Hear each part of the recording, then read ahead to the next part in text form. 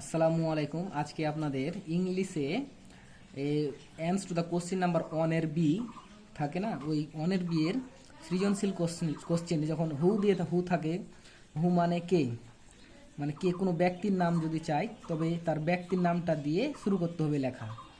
আর how যদি থাকে, how মানে হলো কখন, হাউ থাকলে বি বা বাই দিয়ে শুরু করতে হবে।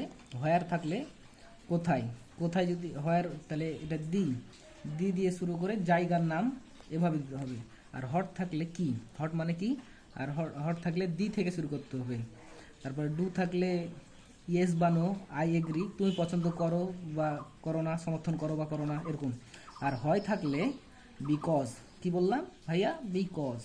প্রশ্ন যদি এই যে ফুটবল প্রশ্ন চিহ্ন শেষ যদি থাকে তাহলে বিকজ বসে পরবর্তী ফুল স্টপ পর্যন্ত তুলে দিতে হবে। এটা হয়ে গেল, বুঝতে পারলা?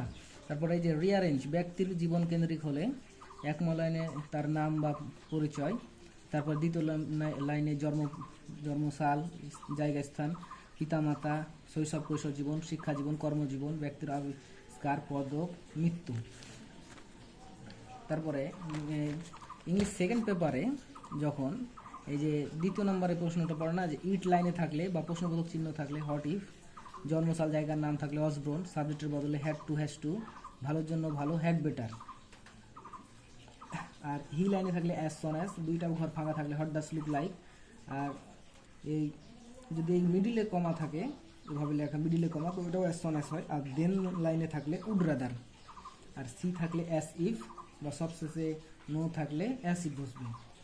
আর অস থাকলে দেয়ার, আর ইস থাকলে ইট। আর এই যে এটা ইংলিশ ফার্স্ট পেপারের, তো এটা এই যে প্রথমে যদি গেটিং ম্যারিড ইয়ারলি লেখা আছে, তো ওই যে আইএনজি যুক্ত আছে, তাই প্রত্যেকটাতে আইএনজি পরে আমরা যুক্ত করে দেবো।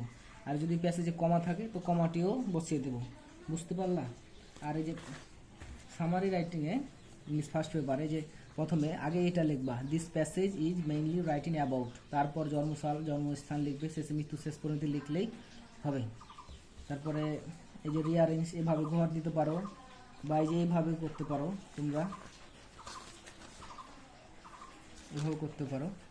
এই ছিল আমার মূল ভিডিও। আর পাইচার্ট যদি লেখো, তো এই যে এভাবে পাই চার্ট লিখবা, যে the graph chart shows the rapid growth in mobile and internet, এইভাবে লিখবা তোমরা। বুঝতে পেরেছো? ভিডিওটা দেখো।